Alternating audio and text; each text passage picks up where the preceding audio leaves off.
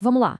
A nossa história começa com Clara, que chega num andar de hotel bem misterioso com uma única missão: encontrar o pai.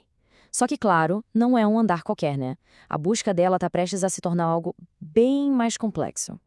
E logo de cara, assim que ela chega, uma voz do nada, sem corpo nenhum, solta essa frase enigmática. Isso já dita o tom de tudo, sabe? Deixa bem claro como as coisas funcionam nesse lugar. As histórias aqui não são só palavras no papel, elas são literalmente realidades vivas e perigosas. Então, quando a Clara chega no 29º andar, ela não encontra um corredor de hotel. Nada disso. O que ela vê é um mundo completamente surreal. Uma floresta imensa, viva, só que inteirinha feita de livros.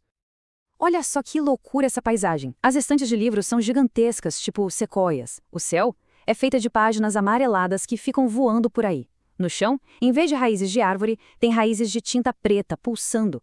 Tem até parágrafos voando como se fossem pássaros e um cheiro de sangue que vem de um livro sobre guerra.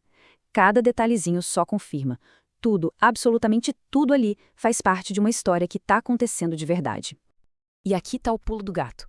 O papel da Clara. Ela não é uma simples leitora. Aquela voz misteriosa chama ela de autora. E o que isso quer dizer? Que ela tem o poder incrível de entrar nessas histórias, nessas realidades e, quem sabe, até de alterar o que acontece lá dentro. Imagine o peso disso. O risco de tudo aumenta absurdamente. Bom, e como se o lugar já não fosse bizarro bastante, começam a aparecer umas regras, assim, do nada, no caderno dela. E essa aqui, a regra 4, é de arrepiar. Ela sugere que a identidade, a percepção de si, é algo super perigoso e instável nesse lugar. É um baita aviso sobre as armadilhas que vêm por aí. A busca da Clara continua e ela vai para um lugar que promete revelar os segredos do pai. E olha só esse subtítulo: O passado é uma história escrita em tinta e cinzas. Isso já prepara a gente, né? Vem coisa pesada pela frente. E aí ela encontra o quarto 2913. O nome na porta já diz tudo. O preço do herói. É um baita presságio. Já dá pra sacar que as respostas sobre o pai dela não vão ser fáceis nem felizes. Nesse mundo, ser herói custa caro. Lá dentro do quarto, essa linha do tempo dá um vislumbre da vida do Lucas. A gente vê a inocência lá no começo, com ele escrevendo a primeira história, depois um sacrifício inexplicável aos 30 anos, quando ele apaga um e-mail que podia mudar a vida dele, e agora, a situação desesperadora em que ele se encontra. Essa história do e-mail é um mistério gigantesco que sugere um sacrifício pessoal muito profundo. A urgência da situação fica clara com essa chamada. A voz do pai dela, toda picotada, cortada por barulho de explosão, é a prova de que ele está correndo um perigo real. Agora.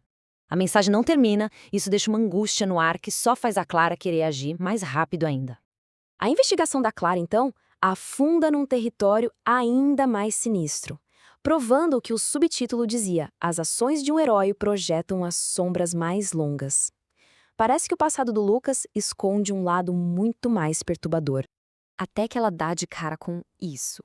Uma pergunta, rabiscada na parede, como se fosse uma acusação de criança. É um choque. A imagem do pai dela desmorona completamente. De herói para um incendiário. Como assim?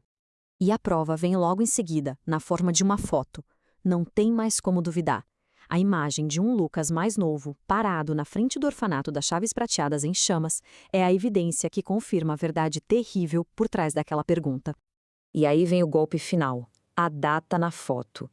12 de maio de 2007.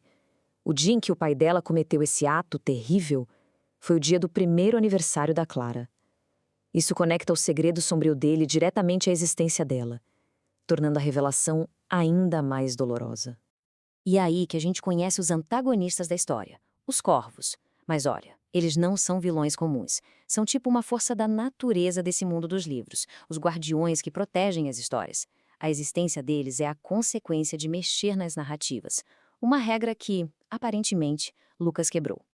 Aqui a gente entende tudo, a causa e o efeito, bem claro. A ação do Lucas, que na teoria foi heróica, né? Salvar um soldado dentro de uma história, teve uma consequência catastrófica.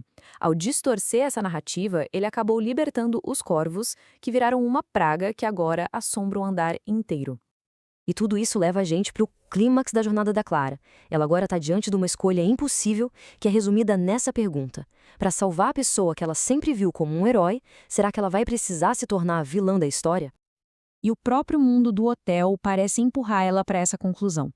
Uma nova regra surge, e ela é direta, apresentando um caminho sombrio como a única solução. É um teste terrível. Ou ela segue as regras desse mundo cruel, ou vai ter que encontrar outra maneira. Mas a resposta da Clara é de pura rebeldia. Ela se recusa a aceitar esse dilema. Ao rasgar a página, ela rejeita as regras do hotel e declara a intenção dela: forjar o próprio caminho, escrever um final que não exija que ela se perca no processo. E as ações dela são decisivas e muito corajosas. Ela não foge do problema, ela mergulha de cabeça nele. Em vez de se tornar uma vilã no mundo do hotel, ela escolhe entrar na história do pai para confrontar os erros dele diretamente lá na origem de tudo. E ela entra nessa batalha não mais como uma filha ingênua, mas como alguém que agora entende a verdade complexa. A fúria dela vem da descoberta de que a linha entre o bem e o mal, entre heróis e monstros, é muito mais fina do que se imagina. É tudo resultado de escolhas. E no fim, a história deixa a gente com essa pergunta fundamental. Se as ações de uma pessoa, mesmo com boas intenções, podem criar monstros, o que realmente define um herói? É uma questão que ressoa muito além das páginas de um livro e convida a gente a refletir sobre as nossas próprias escolhas e as consequências delas.